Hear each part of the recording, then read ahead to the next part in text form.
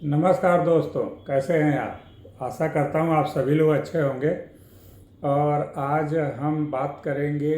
बहुत सारी चर्चा होती है, कई बार मैं अपने मित्रों के बीच में बैठता हूँ, अपने छोटे बड़े लोगों के साथ बैठता हूँ, तो इस बात पे बड़ी गंभीर चर्चा हो जाती है कि कैसे लोग कई बार बहुत छोटे से बहुत ऊंचे उठ जाते हैं। और कई लोग बड़े अच्छे होते हैं लेकिन फिर भी वो कुछ कर नहीं पाते हैं। तो ये जो मिथ होता है, इसमें कई सारे लोग कहेंगे ये तो भाग्यशाली थे, वो तो भाग्यशाली नहीं थे, ईश्वर का देन है, ये है वो है, मतलब जो भी चीज़ कहेंगे, लेकिन बस ये बात नहीं कहेंगे कि इसमें जो है उस व्यक्ति को जिसने फर्श से अर्श तक का सफ़र, यानी ज़मीन से आसमान तक जब उठा तो उसने क्या लड़ाई लड़ी और किस तरह की उसका माइंड सेट था, इस पे विचार कम होता है। और यह कह कर के आसानी से टाल दिया जाता है कि वो तो भाग्यशाली था।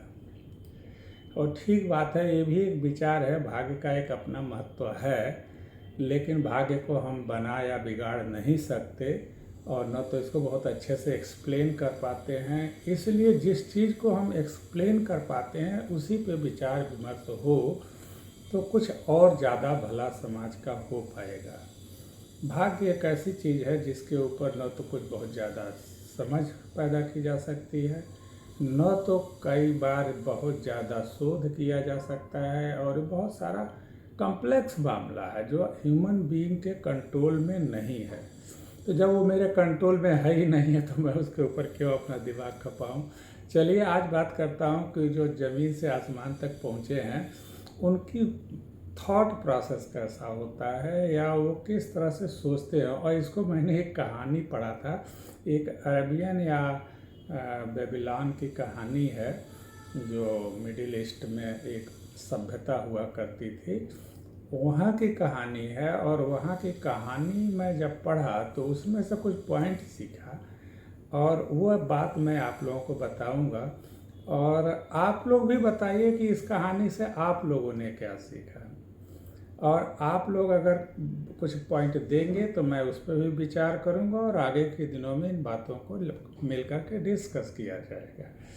तो हमारा अपना वैसे सोच है, यह है कि यूजुअली जो तकदीर होती है या जो इंटरप्रेन्योरशिप होता है या जो एक उद्यमिता होती है या बिजनेस माइंडसेट होता है, वह एक्चुअल में कहीं ना कहीं किसी समस्या से जुड़ी होती है।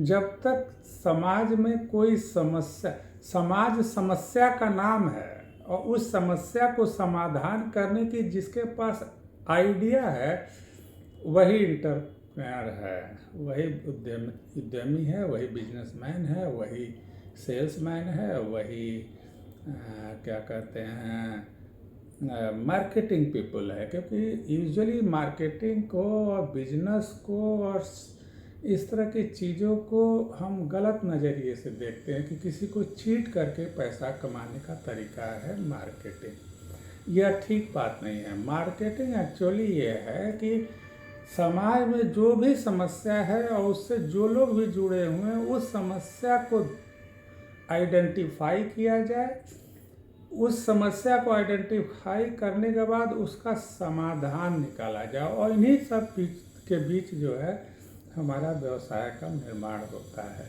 तो आइए उस कहानी को सुनते हैं। उस कहानी पर जाने से पहले मैं आप लोगों से अनुरोध करना चाहूँगा कि आप मेरे चैनल को सब्सक्राइब कर लीजिए। सब्सक्रिप्शन का एक बटन होता है बगल में, उसको दबा देंगे तो वो सब्सक्राइब हो जाएगा, तब मेरी वीडियोज़ आपके पास पहुंचने लगेंगी। एक थम्स का बटन होगा यूट्यूब पे ही, उसको दबा देंगे तो लाइक हो जाएगा, इसका मतलब मेरी बात आपको अच्छी लगी है। और अगर कोई बात अच्छी लगती है, आप चाहते हैं कि मैं भी कुछ बात कहूँ आपसे, हमसे, तो आप उस पर कमेंट दे सकते हैं। और अगर कुछ अच्छी बात लगे जो लोगों के भी काम आ सकते हैं तो उन्हें फॉरवर्ड कर दें, उन्हें शेयर कर दें। तो आइए हम पहुंचते हैं उस कहानी पे जिस कहानी की चर्चा मैं कर रहा था। एक्चुअली में बेबीलोन में एक शहर है, बेबीलोन मिडिल ईस्ट का, जहाँ पे एक व्यक्ति रहता था और उस व्यक्ति के घर में एक समस्या पैदा हो गई कि उसके घर में बहुत सारे चूहे हो गए और चूहे जो है सामानों को काट देते थे। अब ये समस्या थी उसके। अब इस समस्या के समाधान एक लड़का जो उनके यहाँ कुछ काम धाम करने आता था, वो मुझसे वो बात करते थे कि मेरे घर में बहुत चूहे हो गए हैं, वो सामान काट देते हैं, बड़ा नुकसान करते हैं। अब बच्चे को लगा कि कुछ ना कुछ तो इसका करना चाहिए, तो बच्चे ने क्या किया कि मार्केट में गया और एक चूहादानी पकड़ के लाया। एक चूहादानी जो चूहों को दबा देती है और दबा करके चूहे, और चूहादानी खरीद के लाया और चूहादानी ला करके उस घर में कहा इसको लगाइए, लगाने का तरीका समझा दिया। अब बोला चूहादानी जब दिया तो कहा कि देखिए इसका दाम इतना मैं खरीदा हूँ और इस पर 10% के प्रॉफिट लेकर के मैं आपको दूंगा। अगर चूहे पकड़ जाते हैं तो आप हमें पैसा दीजिएगा, अगर चूहा नहीं पकड़ में आता है तो हमें पैसा मत दीजिएगा, मैं अपनी चूहादानी लेके वापस चला जाऊंगा। तो उन्होंने कहा ठीक बात है। तो उन्होंने जो है चूहेदानी 4-6 चूहेदानी अपने घर में इंस्टॉल कर दिए और रात भर छोड़ा और सवेरे देखा तो 4-5 चूहे उसमें पकड़ लिए गए। मैसेज आप है, एक समस्या चूहे की, एक समाधान चूहादानी, और उस चूहादानी के दाम प्राइस पे 10% का प्रॉफिट जो बच्चे को मिलना था।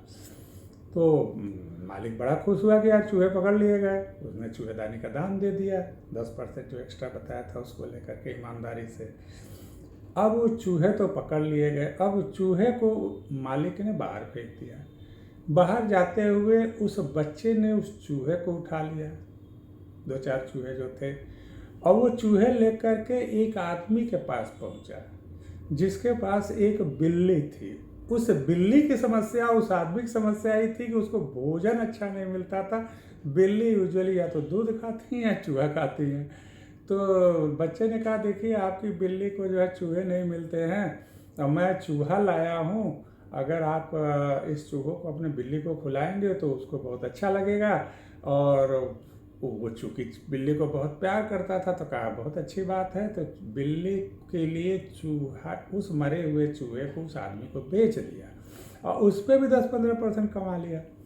इस तरह से जो थोड़ा बहुत पैसा मिला, यानी चूहेदानी से बेचे हुए पैसे से थोड़ा सा जो पैसा मिला और जो चूहा बेचने से जो थोड़ा बहुत पैसा मिला, यानी लगभग 5-10 पैसा मिला, उससे वह गया और एक घड़ा खरीद लिया। अब वो घड़ा खरीदा क्योंकि उसको एक समस्या पता था कि हमारे गांव के बाहर वाले रोड से जो व्यवसायी लोग होते हैं, चूँकि वो डिजर्ट एरिया है तो मतलब रेगिस्तानी एरिया है, वहाँ पे ऊँटों से व्यवसाय होता था। वहाँ से लोग गुजरते थे और वह गुजरते हुए व्यवसायियों को देखता था, बड़े थके हुए थे उनके पास जो है। तो उन्होंने कहा क्यों ना हम अपने घड़े में पानी भर लें, क्योंकि हवा चलेगा, घड़े में पानी रहेगा, पानी ठंडा रहेगा, तो मैं पानी पिलाऊंगा। और पानी पिलाकर उस घड़े से उसने व्यवसायी लोगों को पानी पिलाने लगा और हर गिलास का कुछ एक पैसा लेने लगा, पानी बेचने लगा। कहने का मतलब जो आजकल बिस्लेरी बेच रहे हैं उस वक्त घड़े से पानी बेचने लगा।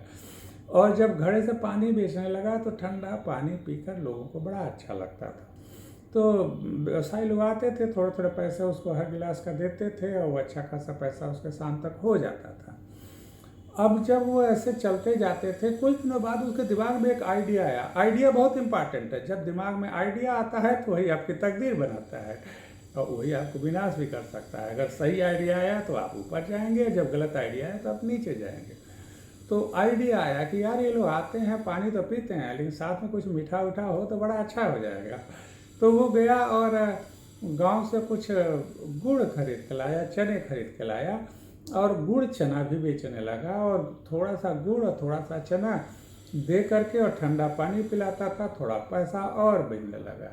अब वो लोग जब गुड़ चना और पानी का व्यवसाय उसका चल निकला और चूँकि ये पानी वहाँ मिल रहा था साफ़ सुथरे तरीके से, तो और लोग भी आते थे, वहाँ पानी पीते थे, टारगेट बनाते थे, चलो वहाँ पे जाकर हम पानी पियेंगे, गुड़ खाएंगे, चना खाएंगे, और इस तरह से। और थोड़ा सा पैसा चूँकि व्यवसायी लोग थे तो उसको दे देते थे, और इस तरह से वो उसका थोड़ा व्यवसाय और अच्छा चलने लगा, वो सब पैसा कमा लिया। तो कहा कि ये लोग आते हैं धूप में, इतनी कड़ी धूप होती है, क्यों न यहाँ पे एक छोटी सी झोपड़ी बना दिया जाए जहाँ से वो जो है लोग आराम कर सकते हैं, बैठ कर के थोड़ा मोड़ा स्टूल रख दिया जाए, लकड़ी का बेंच रख दिया जाए, ताकि 4-6 लोग बैठ के अपनी बातें कर सकेंगे, कुछ गप मारेंगे, कुछ 10 मिनट आराम करेंगे, पानी पिएंगे, गुड़ खाएंगे, और कुछ एंजॉयमेंट करेंगे अपने में। तो वहाँ 4-6 लोग बैठ कर के गुड़ खाने लगे, चना खाने लगे, पानी पीने लगे, और आधे घंटे 10 मिनट के लिए बैठ कर के आपस में बातें शेयर करने लगे, और वहाँ एक महफिल जमने लगी। अब वो ऐसे चला तो उसका पैसा और बढ़ गया, वो और कमाने लगा, थोड़ा और कमाया, तो उसके अंदर आइडिया आया कि क्यों नहीं यहाँ पे हम कुछ कॉटेज बनाते, छोटे छोटे झोपड़ी बनाते। झोपड़ी बनाने से उसमें धूप नहीं लगता है, गर्मी नहीं लगती है, उसमें ठंडा रहता है, और उसमें कुछ पानी छिड़कते रहें ताकि वो ठंडा रहे, ताकि वहाँ पे लोग बैठें, आराम करें। उनके आराम का ख्याल उसके दिमाग में रहता था, और इस तरह से वो झोपड़ी भी बन गई, वहाँ पे पानी भी छिड़कने लगा। वो सब 1-2 लोग लड़कों को और लगा लिया जो उस पर पानी छिड़कते थे, उसको ठंडा रखते थे, कुछ बागीचा बना दिया, और ग्रो करते करते करते करते करते करते वहाँ पे एक बड़ा सराय बन गया। सराय वो कहते हैं जहाँ पे लोग आते हैं और कुछ देर के लिए ठहरते हैं, जिसको आप जो है होटल भी कर सकते हैं। इस वक्त आजकल 5 स्टार से लेकर के और बिना स्टार वाले जितने भी होटल हैं उनको एक्चुअल में अरबी में सराय ही कहते हैं। तो वो एक सराय हो गया, वहाँ कुछ कमरे हो गए, वहाँ कुछ रहने की व्यवस्था भी हो गई, कुछ चादर तौलिया भी हो गया, और वहाँ होटल का बिजनेस निकल पड़ा। और इस तरह से कुछ एक सालों में, 10-5 सालों में वह लड़का उस शहर के सबसे बड़े सराय का मालिक हो गया, उसके पास तमाम सारे पैसे हो गए, और वह एक रिच इंसान हो गया। अब वह रिच इंसान हो गया तो सोचा कि अब मेरे पास तो, मैं तो इस शहर का सबसे बड़ा सराय मालिक हो गया हूँ, मैं अब इसके लिए किसको धन्यवाद दूँ। तो उसने कहा कि इसके लिए धन्यवाद तो उस आदमी को दिया जाना चाहिए जिसके घर में चूहा था। तो वह जो चूहे को मालिक के घर गया और एक सोने की चूहा बनवाया, और सोहे की चूहा बनवाकर उसी तरह से, जिस तरह से वो मरा हुआ चूहा अंदर बाहर फेंका था, उसी तरह से यह सोने का चूहा उसके घर के अंदर फेंका। वो अंदर बैठा हुआ था, देखा सोने का चूहा गिरा हुआ है, तो उसने कहा, देखा कि सोने का चूहा है, बड़ा अच्छा है, लेकिन किसने भेजा है। बाहर दौड़ के गया, देखा कि वो एक आदमी चूहा जा रहा है। उसने उसको बुलाया, वो थोड़ा बड़ा हो चुका था, तो उसने पहचान लिया, कहा कि अच्छा तुम हो, अब बढ़िया बात है, सुना हूँ तुम्हारा बड़ा अच्छा धंधा चल रहा है, लेकिन ये हमारे घर चूहे का, सोने का चूहा क्यों फेंका। तो फिर उसने कहानी क्या कि आपने एक बार मरा चूहा बाहर फेंका था, आपके घर में चूहे की समस्या थी, और दूसरा वो मरा हुआ चूहा आपने बाहर फेंका था, तो इस चूहे ने ही मेरी तकदीर बदली है। तो मैंने इसका एक सोने का चूहा बनवाया, क्योंकि इस मरे हुए चूहे ने हमें सोने तक पहुंचाया था, और इसलिए इस सोने की चूहे को बनवा करके और आपको गिफ्ट किया था, क्योंकि आपके पास समस्या था और मैंने आपको समाधान दिया था, और उस समाधान के द्वारा धीरे धीरे गौर करके मेरी तकदीर बदली है। तो क्यों ना मैं एक गिफ्ट आपको दूँ। मरे हुआ आपका चूहा हमारे सोने के चूहे के बराबर से या उससे भी बड़ा है। तो उसने बड़ा अच्छा लगा बच्चे आदमी को कि बहुत अच्छा बात है यार, ये तो गजब का इंसान है, इसने तो बहुत छोटी सी बात से तकदीर बदलने वाली आइडिया निकाल दिया। तो उसको अच्छा लगा, उसने बैठाया, चाय पिलाया, कुछ जो भी वहाँ पर ड्रिंक खाना वाना उसको इज्जत दी, और उसने कहा कि मैं तुम्हारे साथ एक ऑफ़र करना चाहता हूँ। ऑफ़र ये है कि मेरी एक लड़की है और मैं उसकी शादी ढूंढ रहा हूँ, क्या तुम, अब एक समस्या ये है कि एक लड़की है, उसकी शादी ढूंढ रहा था, तो उसने ऑफ़र किया कि क्या तुम मेरे लड़की से शादी करोगे। चूँकि वो आदमी जो व्यवसायी था, जिसने सराय मालिक था, वह उस आदमी से बड़ा इन्फ्लुएंस था, क्योंकि बीते दिनों में उससे साथ हो रहा था, तो उसने कहा कोई बात नहीं, मैं तो आपके बेटे की तरह से हूँ, आपका ये ऑफर स्वीकार करता हूँ। और उसने अपनी बेटी की शादी कर दी और वह फिर उस घर का भी मालिक हो गया जिसके घर कभी नौकर हुआ करता था। और इस तरह से वह अपने तकदीर को पूरी तरह से बदल दिया। एक बेहतर इंसान बनते हुए, लोगों की समस्याओं पर ध्यान देते हुए, उसका समाधान ढूंढते हुए वह व्यक्ति जो है एक दिन आया कि वह उस शहर का सबसे बड़ा व्यवसायी, एंटरप्रेन्योर या टाइकून व्यक्ति बन के निकला। तो आइए अब इस बात पे थोड़ा सा हम चर्चा करते हैं कि इसमें कहने वाली बात क्या है। कहने वाली बात है कि छोटी छोटी जो समस्याएं हैं, अगर उनका लोगों की समस्याएं हैं, अगर आप उनका उचित समाधान दे देते हैं उचित प्राइस पे, तो धीरे धीरे, और ये आइडिया, एक छोटी आइडिया से उससे बड़ा आइडिया, उससे बड़ा आइडिया से उससे बड़ा आइडिया, उससे बड़ा आइडिया से उससे बड़ा आइडिया, और इस तरह से बेहतर आइडियाज़ की एक चेन बनने लगती है। और आप एक दिन, समय लगता है लेकिन एक दिन आप वहाँ पहुँचते हैं जहाँ आप पहुँचना चाहते हैं। तो कंक्लूजन में मैं आपसे कहना चाहूँगा कि हमारी ये जिम्मेदारी होती है कि हम दूसरों की समस्याओं को पहचानें, उस समस्याओं को पहचान कर उसका समाधान ईमानदार तरीके से ढूंढें और उस समाधान को उस व्यक्ति को दिलाएं जिसे उसकी ज़रूरत है, जिससे उसका जीवन आसान होगा, अच्छा होगा, सुलभ होगा। और इस बदले में उससे एक उचित मेहनताना जो आपको मिलेगा या उचित कीमत आप उससे लें, क्योंकि आपने एक समाधान दिया है और आपके पास भी जीवन है। आप उससे अगर उचित कीमत नहीं लेंगे तो आपकी आइडिया आगे काम नहीं करेगा, क्योंकि जितना ही बड़ा आइडिया लगता है उतना ही ज़्यादा इन्वेस्टमेंट लगता है। तो इस तरह से मैं अल्टीमेट कंक्लूजन में पहुंचता हूं कि समस्या ही सभी भाग्यशाली, मतलब समस्या ही हमारी फॉर्चून, यानी हमारी तकदीर हमारे समस्याओं में ही है, या जब समस्या होती है वहीं पे विकास होता है। जब हर समस्या के अंदर, जैसा नेपोलियन हिल ने कहा था कि हर एक समस्या के अंदर एक महान फॉर्चून या तकदीर का बीज लगा होता है। बस उस बीज को पहचानिए, उसको सींचिए और बड़ा करिएगा तो आपको फ़ायदा होगा। तो इस कहानी को मुझे बड़ा प्रभावित किया था। मैंने कहा क्या छोटी छोटी बात है। आजकल लोग अपनी बड़ी सी डिग्री लेकर के बड़ा सा नौकरी ढूंढते हैं, लेकिन चूहा कोई नहीं ढूंढ रहा है, समस्या कोई नहीं ढूंढ रहा है।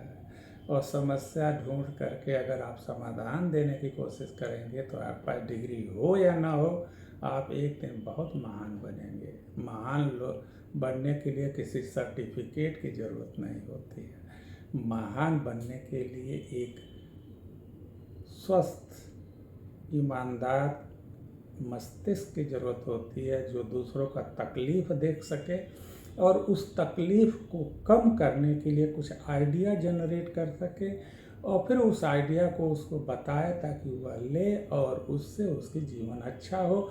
उसका जीवन अच्छा होगा तो आपका जीवन भी अच्छा होगा।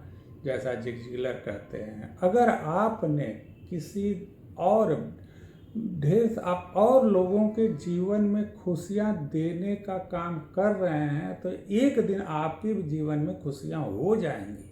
बस आप दूसरों के जीवन में खुशियाँ देने का काम शुरू कर दीजिए, आप एक दिन खुश हो जाएंगे। इसी के साथ मैं अपनी बात को ख़त्म करता हूँ, इस रिक्वेस्ट के साथ कि आप मेरे चैनल को सब्सक्राइब कर लीजिए, शेयर कर लीजिए, कमेंट करिए, और अच्छा लगा हो तो लाइक कर दीजिए। तो नमस्कार।